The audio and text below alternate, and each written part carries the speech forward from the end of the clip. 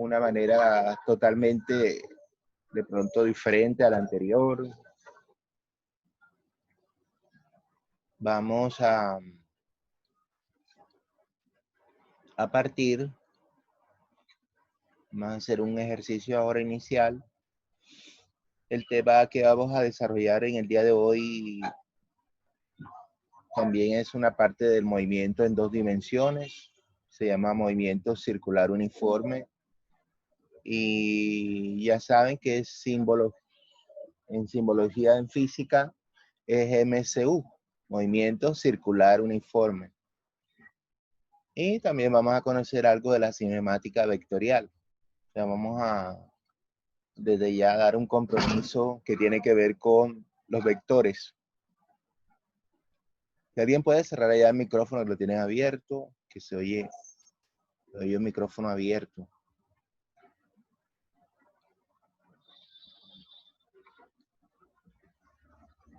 Porque se oye un micrófono allá. Bueno. Entonces, nuestro propósito será asociar fenómenos naturales con el movimiento circular uniforme, con la caracterización de las variables mecánicas del movimiento de manera intuitiva y determinística, modelando matemáticamente soluciones a problemas planteados numérica y vectorialmente. Como siempre, la metodología vamos a emplear en la misma. Yo oigo un sonido de fondo, pero alguien tendrá el micrófono prendido. ¿Qué será?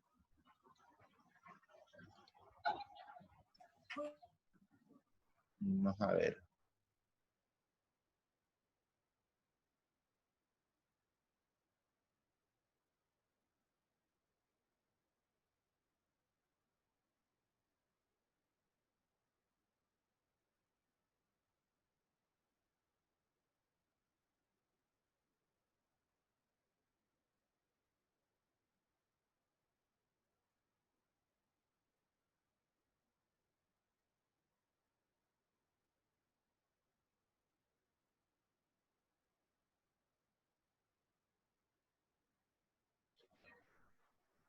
¿Ustedes me oyen? ¿Sí? ¿Me oyen bien? Sí, profe. Sí, profe.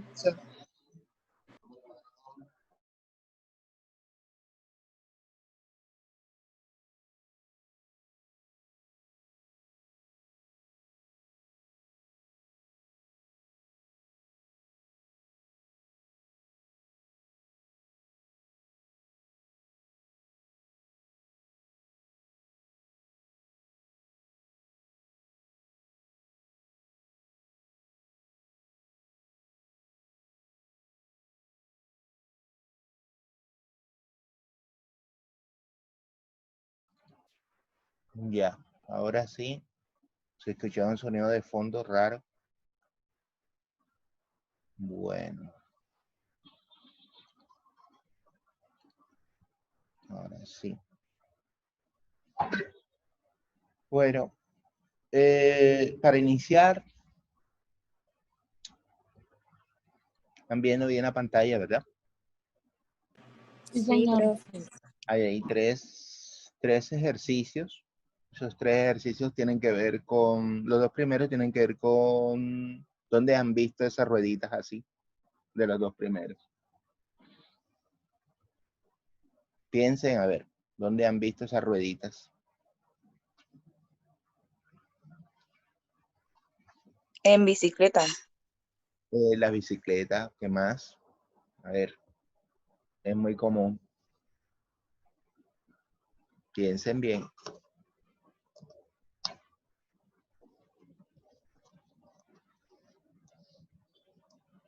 Ya veo que nunca han desarmado ese aparaticos. En los relojes.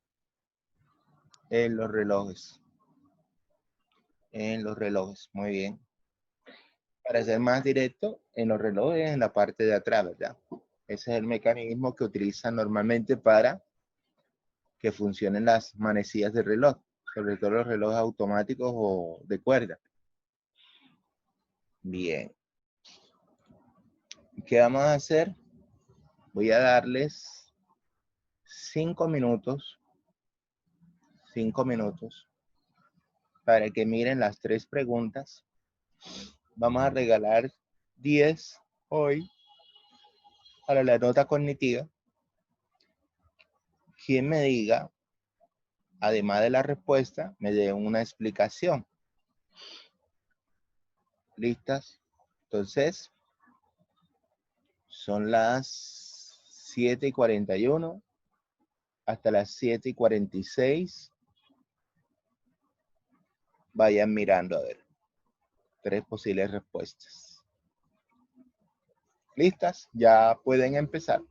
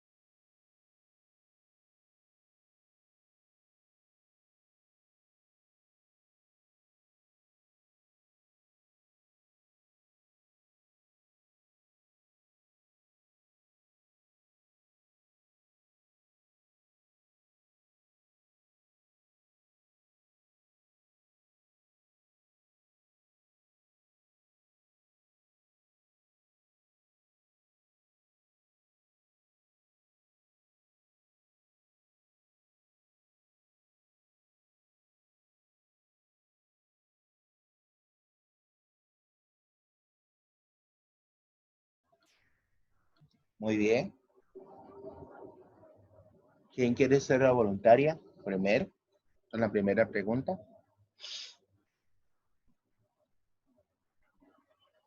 A ver, Ariana. Profe, yo considero que es la respuesta B. Sí, pero Las vamos, ruedas. vamos a leerla primero Ok. para El razonar. el siguiente sistema de ruedas dentadas, engranajes, cuando se encuentra en movimiento, A, la rueda pequeña C girará siempre en sentido contrario a la grande A. B, las ruedas B y D girarán siempre en el mismo sentido. C, la rueda A girará más vueltas en el mismo tiempo que la B. Y D, las ruedas A y D girarán siempre en el mismo sentido. Ajá. Ver me dices o propones como hipótesis que sea la cual, Yo propongo que la respuesta es la B. Las ruedas B y D girarán siempre en el mismo sentido. ¿qué era eso?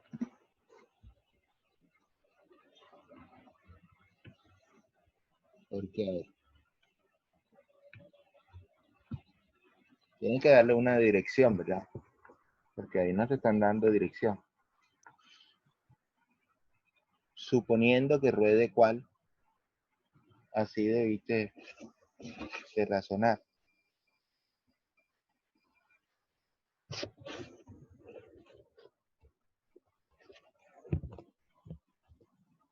A ver.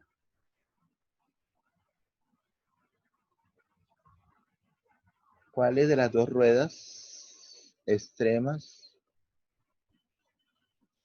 puedes asumir que rueda primero? Cualquiera, eso no hay problema. Entonces, Yo asumo que rueda primero la A ajá, ¿hacia la derecha o hacia la izquierda? hacia la derecha. Hacia la Digo, no, derecha. hacia la izquierda, hacia la izquierda. Bueno, entonces le dibujamos ese bucle para indicar que se está moviendo hacia la izquierda. Izquierda. Si ese se mueve a la izquierda, La B se mueve hacia la derecha. la se mueve hacia la derecha. Ajá. Si esta se mueve hacia la derecha,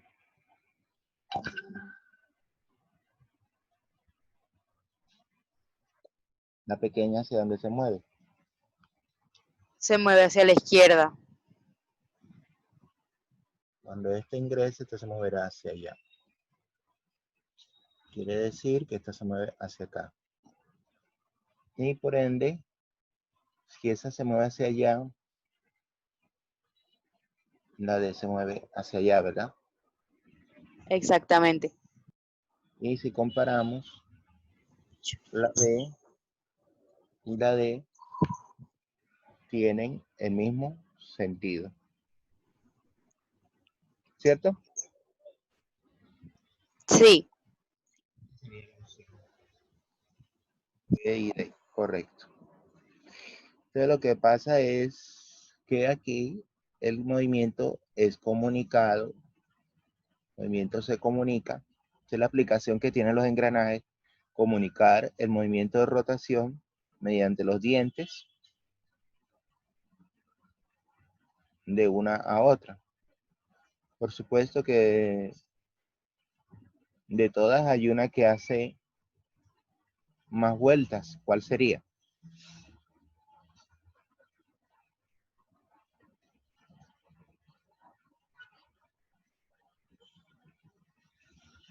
De las cuatro, de los cuatro engranajes, uno de esos da más vueltas que todas las demás. ¿Cuál será?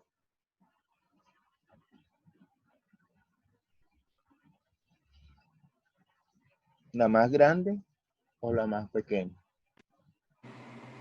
La pequeña. Ajá. Entonces la pequeña hará más vueltas cuenta los dientes que tiene el engranaje de la pequeña y compáralos con el número que tiene la grande. Ahora si yo comparo B y D, si comparo B y D, ¿qué podría decir yo? De esos dos engranajes. Son iguales, Que son girarán siempre en el mismo sentido. ajá, sí, pero ¿qué más? ¿Serán iguales o no? Tienen los mismos dientes, ¿no? Ajá. ¿Qué puedes decir? ¿Será el mismo tamaño que también lo tiene?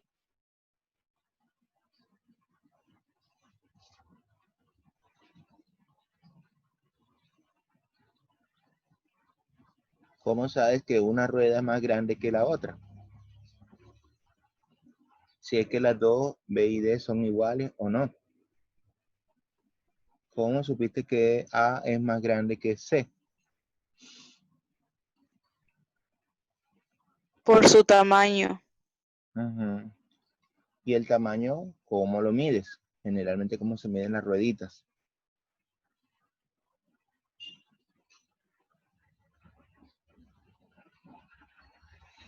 Vayan enlazando el tema con el problema, el tema de la unidad, del capítulo.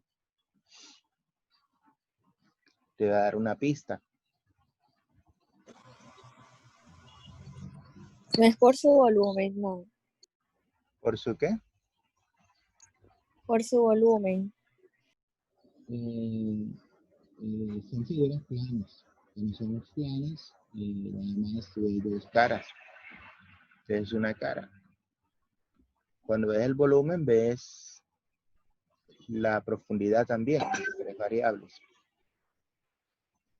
No es por su circunferencia. Una pista sería la circunferencia. Muy bien.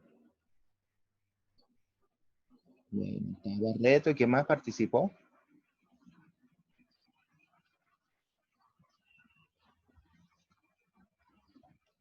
Generalmente tú miras una variable que se llama el radio. O puedes mirar también el diámetro. Sabes que el radio es la distancia que va desde el centro al extremo, ¿verdad? Es lo que le llamamos radio. Y está la otra que le llamaremos el diámetro. Diámetro. Exacto. Esa es la manera de descubrir el tamaño de la misma rueda, conocerlo. Perfectamente me doy cuenta que el diámetro es mayor que el radio. Y si yo comparo el radio con el diámetro, me voy a dar cuenta de que cabe exactamente cuántas veces el radio en el diámetro. Dos, ¿verdad? Es lo que me va a permitir a mí decir que dos veces el radio me va a formar el diámetro. Significa que si a mí me preguntan el radio, tengo que conocer la mitad del diámetro de cualquier circunferencia. ¿De acuerdo? Si te dicen, por ejemplo, el diámetro de esa rueda es de 80 centímetros, entonces, ¿cuánto vale el radio? 40. 40 centímetros. ¿Ya? Si te dicen que el radio es de 60 centímetros, ¿cuánto valdrá el diámetro? 30. No, 120. 120. Mira la pregunta primero. Si te dicen, por ejemplo, que esa rueda tiene un diámetro de 40 centímetros, ¿cuánto vale el radio? 20. Ajá, porque es la mitad del diámetro. Entonces tienes que tener claro qué es lo que te están preguntando. Si te dicen, por ejemplo, vamos a ver si ya me entendieron la idea. 10 centímetros vale el radio. ¿Cuánto vale el diámetro? 20. 20. 20, ¿verdad? Entonces, en pocas palabras, el diámetro es el doble del radio. Tengo que multiplicar por 2 el radio que me den. O si me piden el radio y me dan el diámetro, tengo que dividir la mitad. Y ya yo sé que es la mitad del diámetro. Sé por qué en las modelaciones tenemos que deducir. Allá no nos van a decir, el radio vale tanto si te están dando el diámetro. Ya tú dices, ah, no, pero eso es fácil porque es la mitad del diámetro, es el radio. Muchas veces los problemas te dan el diámetro.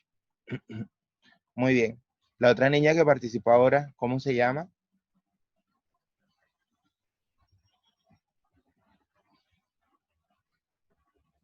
Nieto. Nieto. Muy bien. Quedan registradas. Bueno, en cuanto a la segunda pregunta, ¿quién dice algo? ¿Quién quiere participar?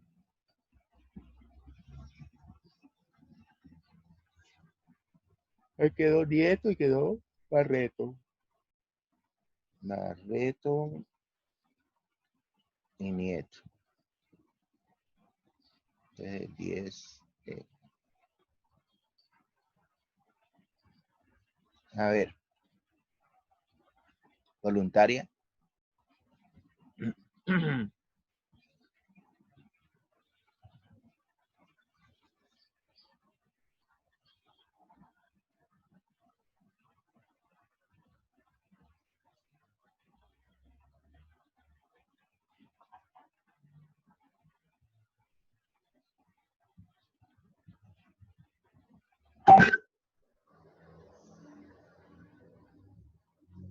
Adelante, Ariana.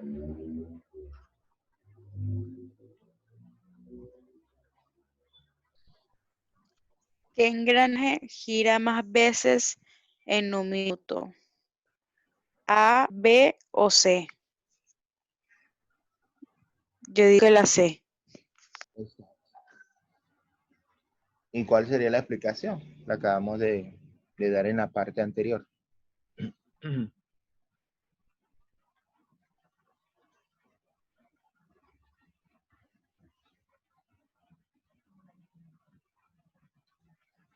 ¿Cuál sería la razón de que da más giros la C que todas las demás?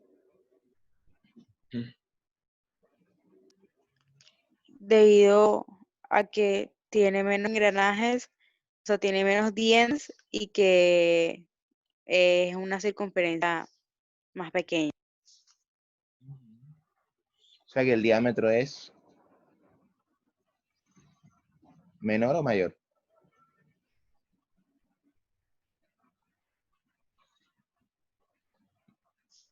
¿Cómo crees que Menor. menor? Muy bien. Entre menos sea la circunferencia, su medida, menor es El diámetro. el diámetro. Por consiguiente, si el diámetro es menor, el radio también será menor. O, como dicen por ahí, por el tamaño, que es menor todavía. Entre más pequeña, dará más vueltas. Bueno, y en el tercer problema tenemos un sistema que llamamos poleas. Generalmente es lo que más se utiliza en los motores. A ver, Charis, cuéntanos un poquito, ¿qué ves?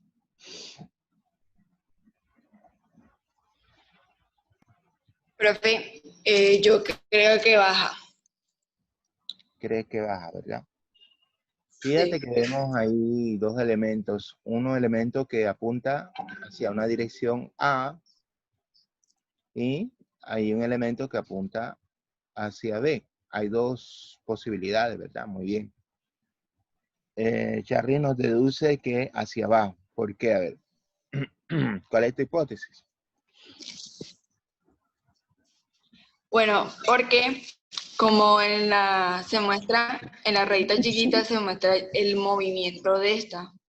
Ajá. Se llama, Entonces, si gira en esa dirección, también no están engranadas las dos, así que no altera la otra. son bucles. La misma banda que tiene, hace que las dos giren en el mismo sentido. Exacto. Lo que le está haciendo es comunicar el movimiento, ¿verdad? La banda le ayuda a comunicar el movimiento que tiene la pequeña hacia la más grande. Muy bien. Significa que este se mueve hacia acá, ¿verdad? Y como a su vez la grande tiene una más pequeña, le comunica el movimiento de esta manera. Quiere decir que apunta hacia dónde, hacia el vector A o hacia el vector B. Conclusión de una masa M, que la vamos a representar con ese símbolo. Y según Charris, bajará, ¿verdad? Efectivamente. Efectivamente. Muy bien. Eso nos da a entender a nosotros aprovechar aquí e introducir el tema de los vectores. Porque es importante los vectores, porque nos indican claramente la dirección de un movimiento. Por eso se habla de un sentido hacia donde apunta la flecha, te va a dar la idea hacia dónde ocurre el movimiento. Te podrías imaginar en una carretera, si vas a una ciudad nueva y no encuentras señales de tránsito, ocurrirían muchos accidentes porque no sabrías si vas en el auto hacia dónde moverte, si a la izquierda o a la derecha, hacia el norte, al sur, al este o al oeste. Necesariamente tienes que, si no hay autos, tienes que buscar las señales de tránsito. Si lo hay, entonces nada más tienes que ver hacia dónde se está moviendo los demás, el tránsito en general, hacia dónde se están moviendo los demás autos.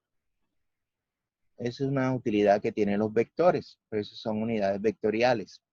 Y vamos a tener un poquito más adelante hablar que ellos, para recordar que ya dimos unas introducciones a las nociones básicas de esos, que nos van a permitir a nosotros comprender mucho más el tema de los vectores. Muy bien. Una voluntaria que nos colabore leyendo.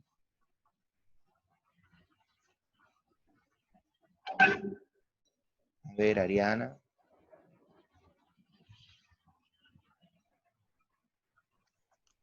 Entérate. En la naturaleza se observan movimientos cuyas trayectorias no son líneas rectas, sino curvas. Semejantes movimientos reciben el nombre de movimientos curvilíneos. Los planetas y los satélites se mueven en el espacio destruyendo trayectorias curvilíneas, mientras que toda clase de medios de transporte, elementos de las máquinas y mecanismos en general, describen también trayectorias curvas. El caso más simple de un movimiento curvilíneo es el movimiento circular, el cual se conoce y utiliza desde la antigüedad.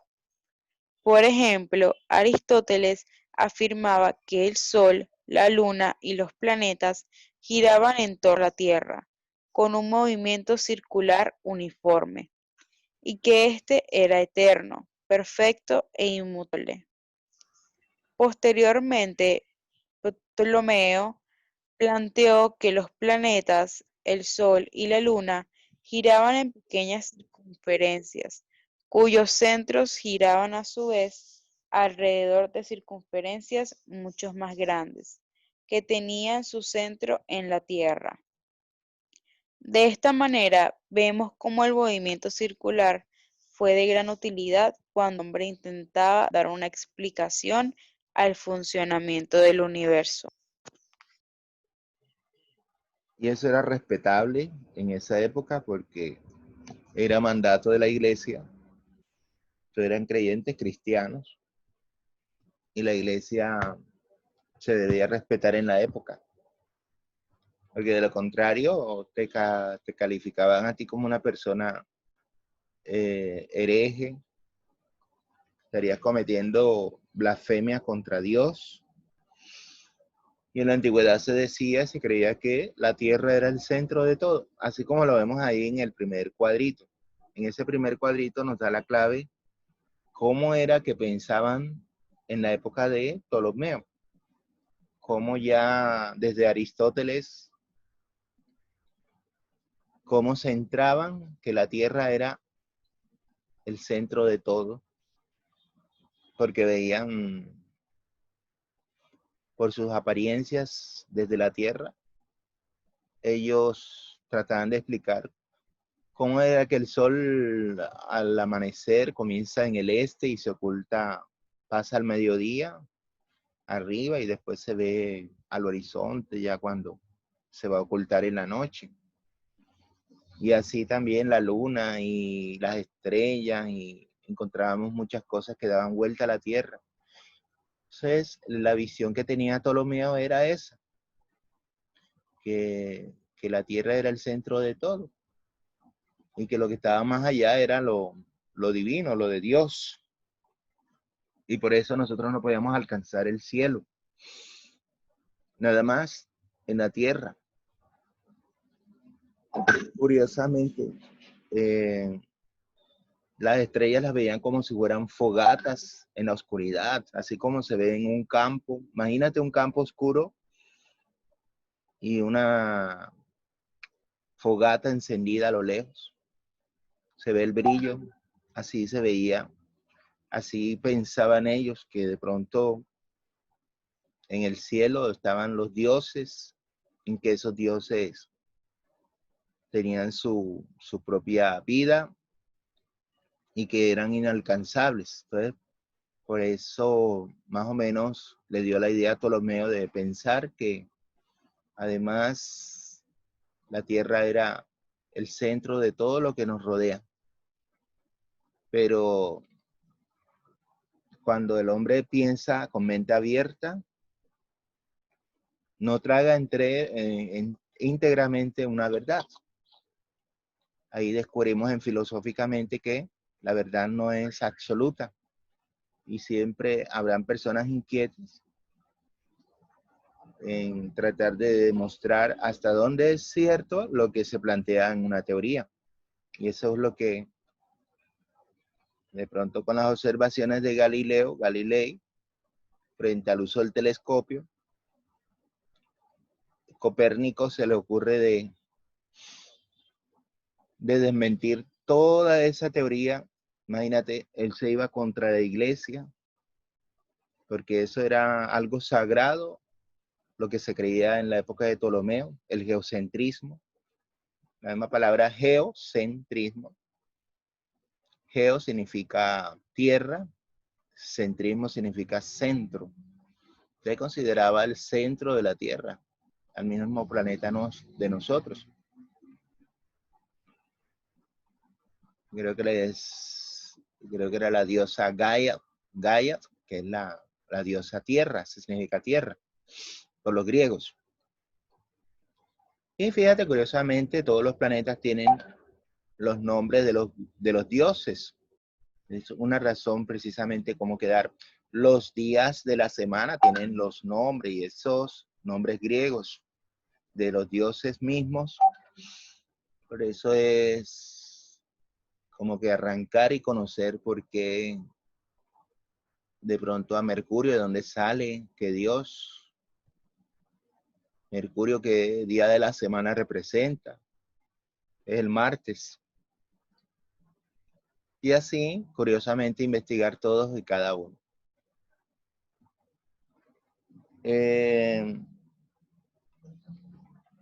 Afortunadamente, esos grandes visionarios, ya con Galileo, se despierta el método científico, el trabajo, la investigación, que la utilizó Galileo con el telescopio,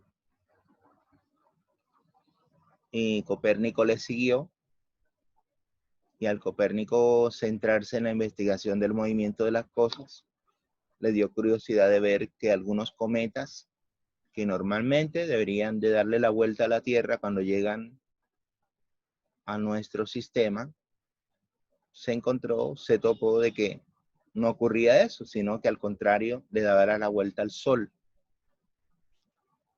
Y eso le sentó la idea a Copérnico, mirar el firmamento, los planetas, encontrando que Urano era un planeta que se comportaba de una manera extraña, no como todos los demás planetas, en cuanto a su movimiento, y de esa manera Copérnico se da cuenta de que el Sol es el centro de todo y plantea su teoría heliocéntrica.